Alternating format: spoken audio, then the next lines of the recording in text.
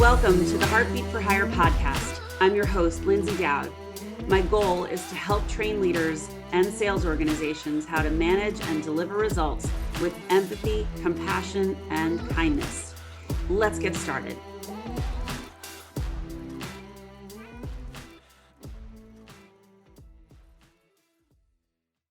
Greetings and welcome to this episode of Heartbeat for Hire. Today's guest is very special. Richie Contartisi, the best-selling author and founder of Relentless University. He built the accountability system for profitable growth and peak performance. Richie started his journey when he went from a 5'7", 150-pound walk-on at Ole Miss to becoming a Division I football scholarship athlete in the powerhouse SEC. He also went on to earn the coveted SEC Scholar Elite Athlete Award. After graduating, Richie played professional arena football, authored his #1 bestseller In Spite of the Odds, was featured in the movie Rudiger, the walk-on. You can yell at me for that. And launched the Relentless University app and a million other things. Guys, I had such a hard time distilling this down to a small bio. So welcome, Richie. So happy you're here. Yeah, thank you for having me. I got to fix that. I got to work on that bio and just make it simplified a little bit. No, it's great. We have a lot to talk about. I mean, I didn't really even hit it all. For sure. For the audience, tell everybody, tell us your story. I mean, I know just from the little bit that I've done my research on, I mean, the football part is pretty amazing, but just kind of walk us through. How'd you get your start? How'd you land up doing what you're doing now? Yeah, simply, I mean, as a little kid, my dream was to play big time college football, as a lot of young kids, and wanted to play, but unfortunately stopped growing at 5'7", 150 pounds. And but I was the next play guy. So I had a coach that really changed my life when I was young, and he taught me this concept, next play. I'm sure we'll get into it a little later, and live my life by that, and ended up getting one tryout at Ole Miss, which is in the SEC, pretty challenging school to play for. Sure. And 3.5 years later, ended up earning a full D1 scholarship, getting to start in all 12 games. And from there, immediately went into sales and got my first sales job, won Rookie of the Year of a Fortune 500 company. Awesome. And from there, started speaking and sharing my story. I met an author and he's like, hey, you got to share this story of what you did at Ole Miss. I know there's so many people that have been inspired by it. Yes. So I was like, I don't know how to write a book, but it's my next play, so I'm going to get on it. So wrote a book, and had all of a sudden started meeting people. Met Rudy, if you've seen the movie Rudy Rudiger from the movie Rudy, and he stamped the book, and I got a lot of traction from that, and opened the book at Ole Miss on opening day in 2016, and sold enough copies to hit a few bestseller lists, which was awesome. And from there, shared the story. But here's the big thing: is I was speaking for companies like IBM, NRG Energy, where I came from. Yeah. So right here in Vegas at the Venetian, with the chief sales enablement officer for all of North America. Worked with, I mean, it was amazing. But the problem was, after events, people were leaving and they weren't implementing, right? Yeah. It was like they're motivated for a short period of time, but nothing happened. And regardless of all these companies, and I had built a small sales team of 3 at the time. And I was like, I just wasn't fulfilled doing it anymore. I literally would leave events and be somewhat depressed. And so I decided to step away from speaking, and I opened a performance facility in Vegas and launched our first accountability coaching program. And, in a very short period of time, grew to 7+ figures, and had all these kinds of transformations. And so I had a client that I'd been speaking for in the past, and I shared with him, I was like, hey, I have 36 offices in the state of California. And I was like, hey, this accountability system is so amazing. We had salespeople, CEOs, however, we were doing it in the performance and fitness space. And I was like, and he goes, hey, I want my sales team to be more accountable.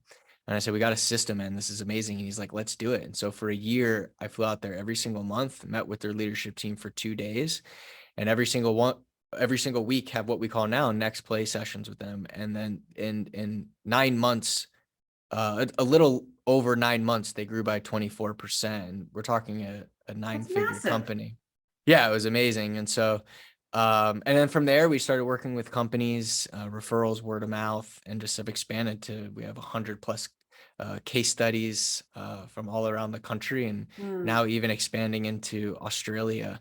So, it's been a ride, but from this one coach that I had that taught me this concept, next play. And so I'm sure we'll get into it, but I would that's the love high to talk level. about that. I do want to back up on one thing though, because it's something you said really resonated with me. And I was probably at that event that you spoke to at IBM because I felt like I spent half my life in Vegas attending IBM events. But Yeah, exactly. you're so right though that everyone's inspired in the room and they're all excited and everyone starts following you, and there isn't that concept of permanence. And Right. I find that, like, when I'm talking to clients, do you work with VPs of sales? And I say, well, sure, but VPs of sales are temporary. They're there for 2 to 3 years and then they're out. And if we're working on building culture and changing the fabric of the company, we want to strive for permanence. So I totally get why you wanted to build that. That makes a lot of sense. Yeah. So let's just talk. Why don't we jump right into next play? Because this is such a core component of who you are and what's made you successful. Why don't you talk about that? Yeah, so basically when I was in 5th grade, parents got divorced, ended up failing 5th grade, and almost took my own life, contemplated taking my own life. And the only thing that I had was football, and I played wide receiver. It's what I loved. And I had trouble catching the ball, and I was just miserable. My life was Mm. miserable. And I had a coach one day that pulled me to the side, and his name was Coach Jalad, and he said, "What are you focusing on when the ball's in the air?" And I told him, I was like, "Oh man, all the balls that I dropped in the past, or what if I catch the ball this time and I don't know what to do with it?" And he said, "I've watched you buy new cleats. I've watched you get here early and you train so hard and all these things." He goes, "But I don't care what you do." He goes, "Until you focus on that ball in front of you, you're never going to catch it." Yeah. And then he asked me a question that I use to this day and completely changed my life. He goes, "What's the most important play now?" I dropped the pass and I was frustrated. And he goes, "What's the most important play now?" And he nudges me and he goes, "The next play." And he then says, "Okay, so you keep trying to catch the ball with your chest. What can you do different this time?" And I said, I can put my hands out and catch it with my hands instead." And he completely refocused me. And then after that point, anytime I was defeated, I was frustrated, I was down, it was always, "What's the most important play? Let's go, next play." Next play. And the second I take my eye off the ball, I lose focus, I drop Yeah. it. And he just kept me focused on the ball in front of me. And I rarely dropped the ball after that. But more importantly than that, he built a culture of consistent high production and performance Mm. on our entire team, because even when players, it wasn't just me, it started going throughout the whole team. And even when we had players that did really well, they would get complacent and he would be like, Yeah. "Hey, good play, but next play, let's go. We're already on to the next play. Great play, let's enjoy it, but next play." So a bad Yeah. play, what did you learn? Next play, good play, enjoy it, but let's go. Yeah. And so we had players from other teams that were like, "Hey, I got to be on this team," and wanted to switch to our team. And when this whole thing started, we were 0-4, and we ended up going on and winning the championship that year. And Nice. it was everywhere. The words "next play" were everywhere. And so it's just how I've always lived my life. It's the only reason I did what I did at Ole Miss, and continue to try to strive for Well, in the it's business such world. a good metaphor for entrepreneurs or for anyone, trying to solve business problems. I think it's so easy to get distracted and bogged down by your failures. And by focusing on what do I need to do next in order to move forward, breaking it down into something that simple, I think is really helpful. So tell me, how did you turn that into a sales methodology? Because sports analogies and sales, they go hand in hand. I mean, we've had so many leaders. Oh, you're on the field. You got the home run. Whatever analogy. I've heard them all. Tell me how this transpired for you. Yeah, absolutely. It started with having a bad phone call, right? And so just to be clear, it's technically not a sales methodology. It's actually an Mm-hmm. accountability system that works Mm-hmm. really well with salespeople, Oh, sales leaders, sales reps, just in the sales world, just because it is so sports oriented. It is so much about like, did I win today? yeah. Right? Like, did I win the day? So, so it just works so well. Obviously, CEOs and coaches as well. Oh, the lights turned off. So basically, it started with next play, and just, you had a bad call, hey, let's go. I don't want to see you frustrated over there. We're already on to the next play. And so it started off people focusing on their past or the past rejections and the past failures in their life, or worrying about what may happen in the future, as opposed to just focusing right now in the present moment. And so when we were in the fitness space, the number one thing that was holding people back from having any success was then accountability. So in fitness, it's fitness, nutrition, and accountability. If you have fitness and nutrition, if you're missing any of the three, it's going to be a challenge, right? Sure. And so as far as accountability goes, we found that there's three things that must happen in order to implement accountability. And the first one is you got to be super clear on the end result for yourself and super clear on the end result for your team. Right. And then from there, it's focus. And so this is the big thing that Next Play does, is it keeps you super focused on the play in front of you. And then the third step is accountability. Now we can hold people accountable if they're clear and focused. If they're not, then we can't. And then basically we took the same methodology that if you look at Steve Jobs, Bill Belichick, any of the greatest athletes, business people used with their people. And so that's, I'm sure we'll get into it. It's a wheel that we share. And that's always starting with what is the person doing well? What are their wins? What's the film stay? What are their stats? What are their KPIs? What are the adjustments they can make based off those wins and those KPIs? And then what's going to be their next play? And so in any interaction, one-on-one, group meeting, film study sessions, anytime you're interacting with anybody on your team, if you can take them through that methodology, you'll keep them in a state of action. You'll keep them always moving forward. And so, yeah, and it kind of evolved over time. And then we learned what worked and what didn't and what people liked. And, but the process is not this whole brand new, thing that nobody's ever heard of. If Bill Belichick and Tom Brady have been meeting every single week using that exact methodology for 20 years and won 6 Super Bowls. So yeah, I mean, you know what I mean? It's not, yeah. I live in Boston. Believe me, I'm familiar. It's just that how do we take that methodology or that system and how do we bring it into the business world? And so that's what I did. I took that and I said, hey, this is how we not only developed people, but got them excited and then kept them accountable, where they're always in action. They're not stuck. They're not frustrated. They're not anxious. They're not, all the negative things that can happen. And then what really brought this to the next level is, Lindsay, what we found really quickly is all of a sudden, when this was done and executed properly, they were consistently keeping sales reps in a state of flow. And if there's a study done by McKinsey & Co., and they did a study with 10,000 executives, and they found that when you're in this state of flow, your performance is increased by 500%. Now, this is not this whole new thing. No. And so what we found is when we used this methodology with sales leaders, sales reps, that we were able to keep them in flow and keep them in flow longer. And so their performance increased, engagements increased. We were able to eliminate complacency. We were able to create way more consistency. And then over time, it's just evolved, and we've added more and more tools to the I love that. I love that. And one thing that I recognize in leadership, and this is a big piece of what I coach on. First of all, I think the aspect of coaching in sports, while they use lots of sports analogies, people have kind of lost the plot when it comes to coaching teams. And what I see very often, and I'll be really interested in your perspective, is many managers, if they got into that role because they were an excellent rep and there was a real lack of creativity from the leadership perspective, and says, we need more of that, so we'll make them a manager. Yet that person doesn't care about anybody else besides themselves. And they only know what they've seen. They don't know maybe the right way to motivate people. So the part that I love that you were hitting on was when you're recognizing what they're doing well and you're building on that and you're building them up versus micromanagement. I love your perspective on micromanagement, because it is in my mind, the killer of souls. And I just love to hear what you think. It's awful. It's terrible.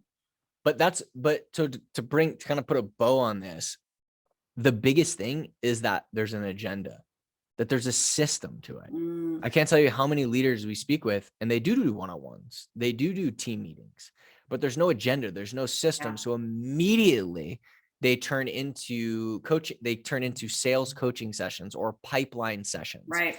as opposed to accountability sessions. So having a system and an agenda that's exciting and positive. And what we found, Lindsay, is that the leaders that do this correctly, their people can't wait for the next one. Yeah. And we watch retention and attrition rates drastically improve, because they're no longer, because they're like, wow, like, oh my God, they actually want me to get better. And they're going to hold me accountable to getting better, because today more than ever, with all the information, with everything that you can get, people don't need, well, let me take that back. I don't know. Most can get sales training in many different places. We can get these things. However, it's like, how do we make sure that's implemented? And people want accountability today in this information age more than ever before. The problem is, like you said, they do it in a micromanaging way. So what do I mean by that? They're always talking about, did you do this? You said you were going to do this. Your numbers were this. Like, that's the past, right? And so with Next Play, it's not only learning from the past, but it's also understanding the projections. But then, hey, what's your play for this week? And that's why when we take them in the wheel, it's like, what are the adjustments you're going to make? Okay, cool. What's your play this week? Last week's over. We're on to the next play. Look, that call didn't go well. What are the adjustments? We got them. What did you do well? What does the film stay? What are the adjustments you can make? And you're on to the next play. Let's go. Yeah. And so not only is there a system and an agenda, but it's in a positive way where they're excited for the next play. They're excited for the next interaction. And that's how we found you can do it successfully without micromanaging, where your people love it and they actually stay because of it. So talk a little bit about, I mean, we've hit a little bit on positivity and positive mindset. How big of a role is fun and positive leadership in the best leadership examples you've seen? So what do you mean by that? Like doing outings? Well, it's or really like a style question. From the best leadership examples you've seen, and I don't necessarily mean just you, but the leaders you've worked with. For sure. How big of a role does fun play and positive mindset? Because to me, it's very important. So I'm just interested in what you think. My question with that would be, and not specifically for you, I'm going to answer the question, but would be, how do we create a positive mindset, right? Like, I hear a lot of people talk a lot about mindset, and I'm always like, okay, so how do we do that? And obviously my solution to that, which is what I always talk about. But I think the environment that you create as a leader is so important. So like immediately so immediately You're tracking. Immediately I'm thinking, okay, what's the environment that you create? And so one of the things that we have up, and it's just like part of life in our office and what we teach is, and I've said this multiple times, what's the most important play? And so we're in our office. Sometimes we call it's like a verb now. Sometimes I get next played. Where I start going down a track, and one of my sales leaders He pulls you back, or my VP will be like, yo, next play, let's go. So I think that it kind of creates that. And then one thing we do is, as I'm always changing the environment. I wouldn't say always, but I like to change the environment. So we've got a pretty nice sized little office. So we'll move and do things in different areas. We do escape rooms. And I do them during hours. So it's not like, oh, they have to change come on a Saturday and I mean, so I think, making things fun in that way. Also, one of the tools that we share is competition and creating fun competition. Love that. I think that's super important as well. But yeah, so I hope that answers it does. I mean, when I was running a really large organization at IBM, I mean, connection was hugely important to me, and especially because I had teams coming from acquisitions. I had teams coming from other parts of the business. And these people didn't know each other. They didn't know the other products. They were tasked with selling them. But I had to create a moment for them to want to collaborate. And it was really important to me, like you described with the escape rooms, to afford these opportunities where we would start to see each other differently, not just a body that was on a cadence call or on a Zoom. Like it was Right. actually like, hey, I know something about you, and hey, how is the pickleball tournament going? Or, I Right. heard you got a dog, or whatever it is, finding those human points to make people feel connected, I think is such an important leadership piece. For So sure. I love that you do that. I think that's great. Yeah. So 100%. talk a little bit about Relentless University. What is that? So Relentless University is where all of our Next Play licensees go. So anyone who's a part of any of our, whether it's sales reps, sales leaders, or a whole team within an organization, that's where we do all of our communication, all of our tracking, all of our training and development is all within Relentless University. So, And you have an app too. yeah, it's an app. Yeah. It's a way. Yeah, you can get it. You can go to the website or through the app. Yeah. Right now it's not for outside. It's Mhm. really for internal and clients. Got it. No, that makes sense. Yeah, Okay, can you talk a little bit about your book? for sure. So, the first book, right here, published in 2015. And right now, actually, I think with someone Steve, he actually called me yesterday and says he has a book deal for the new book in his inbox right now. Nice. So I'm waiting on that. But it's the Next Play, right? And it's teaching our entire 12 play system that we use with leadership teams. So I'm Awesome. super excited about it. The book is pretty much already done. Nice.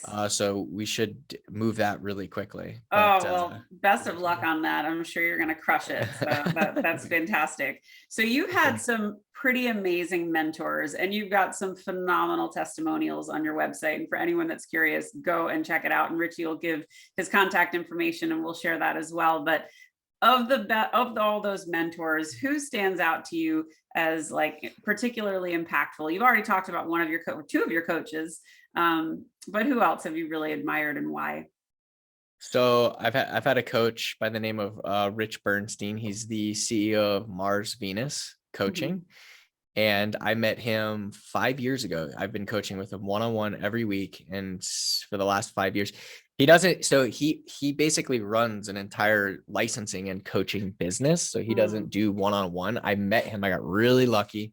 I got him as a coach. He's obviously had a huge impact on my life, but I learned something new from him every single week. He's constantly, pushing me.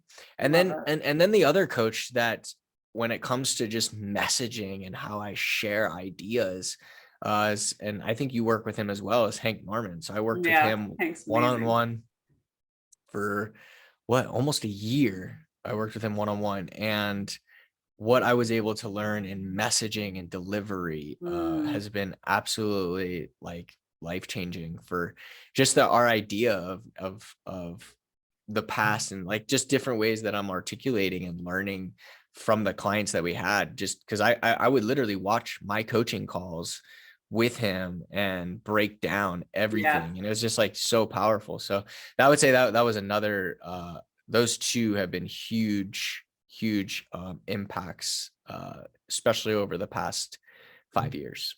That's great examples. Thank you. What was it like being in the movie? So that was a cool experience. I flew all the way down to Orlando, and I was in, really cool set, and I got to be on the Netflix viewing. Was really cool. And so, but it was a small part, but it was really cool. I mean, I got to meet a lot of cool people, Brian. So it was really cool. It was a good experience. Never been in any type of like movie set like that. But I definitely am not opposed to doing it again. So, no, put it out there, man. I love exactly. it. Exactly. That's great. So you're a pretty busy guy, but what do you like to do for fun? Golf. I like to golf. I have a 3.5-year-old daughter that I just adore. So I do spend a lot of time with her. We actually just went to Disney last week. Nice. But I recorded a video recently on this, and I guess I'll share it. But so I have an event next week. I'm flying to Chicago. The amount of events we have coming up is mind blowing, because back in the day when that's all I did, I don't even really focus on events anymore. I still do them because I love them. But to me, like, vacation. So people will say you should have a better work-life balance. People have said that to me before.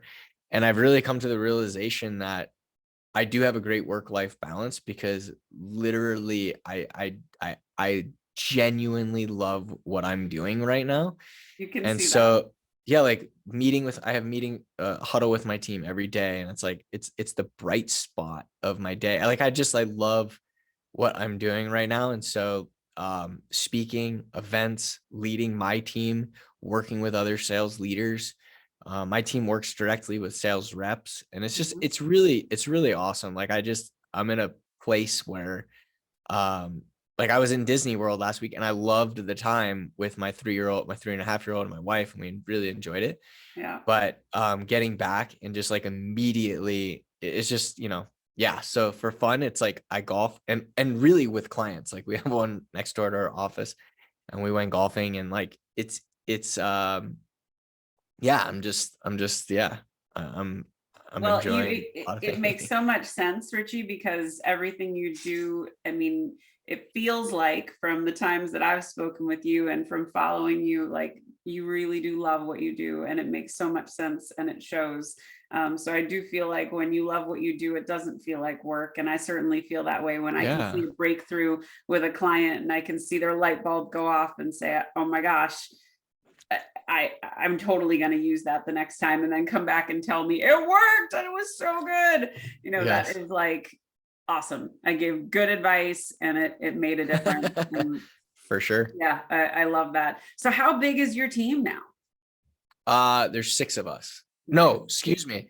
There's 8 of us. There's 8. So we've got Great. 8 people. That's great. We hired 2 recently. So yeah.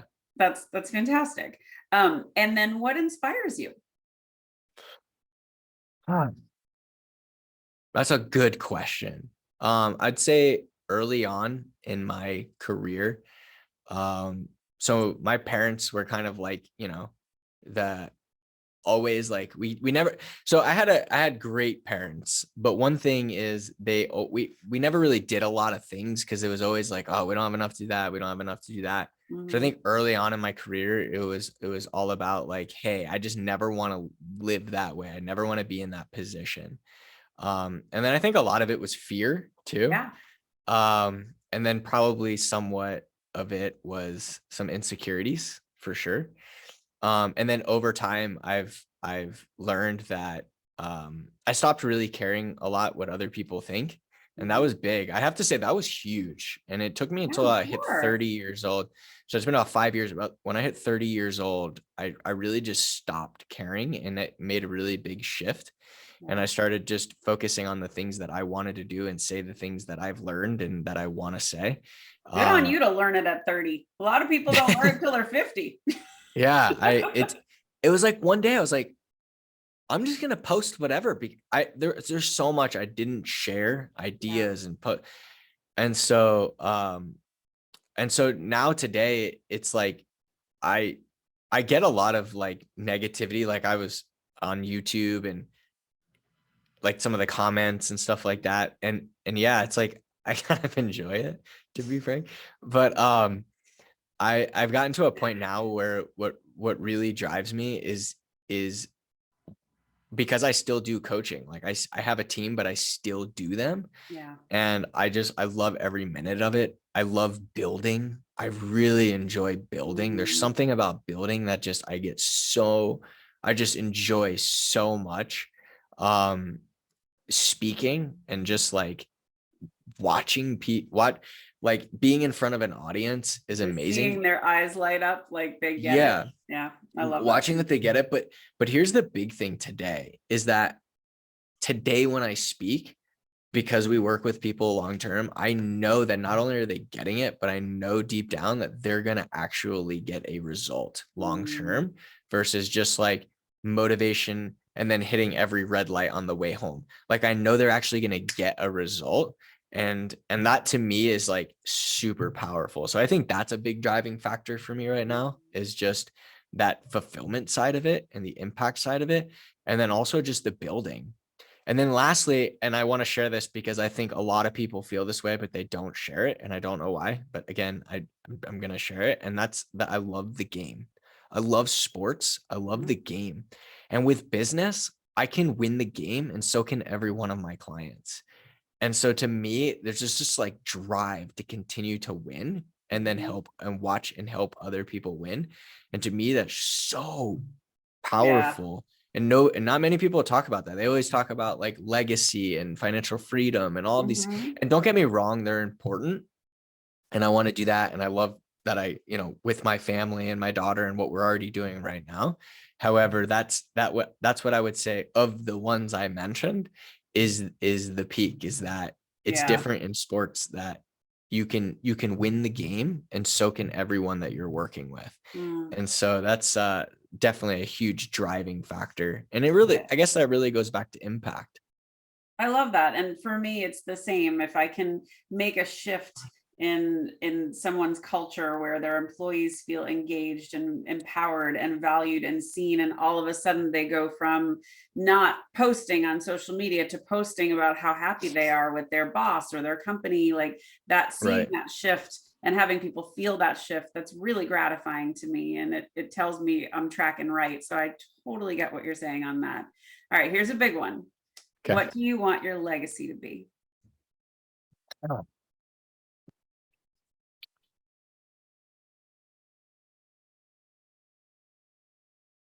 What do I want my legacy to be? Like, what do I want to be known for? Sure.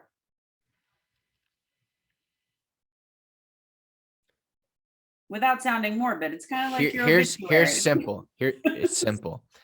It's simple. We've went through generations and ages throughout time, right? And right now we're at the very tail end of the information age. Would you agree on that? Sure. Okay. I want to be known for the accountability age. I love that. That's awesome. That was pretty good coming up with that just now. That's great. I'll take it. How do people find you? GoNextPlay.com. You go to GoNextPlay.com, and then I'm on LinkedIn. So if you can spell my name, that's a miracle. But I'm on LinkedIn. Instagram, I post every single day on LinkedIn, Instagram, Facebook. I never got into Twitter. So many people love Twitter. I think I have one, but I don't. No, I don't. I'm everywhere else, but I don't tweet. And then also YouTube. So we post every single day on YouTube, 1 to 3 long form on YouTube, and then a short every day. And then of course the Next Play podcast. So if you listen to podcasts, you can find us there as well. I love it. Richie, you've been a pleasure. Thank you for being a guest. And you guys check him out. He's got some really phenomenal stories, some amazing testimonials, and just a great life story. And good luck on the book. I'm so excited for you. Absolutely. Thank you so much for having me. My pleasure. Thanks, everyone. Look forward to another episode of Heartbeat for Hire. Have a great day.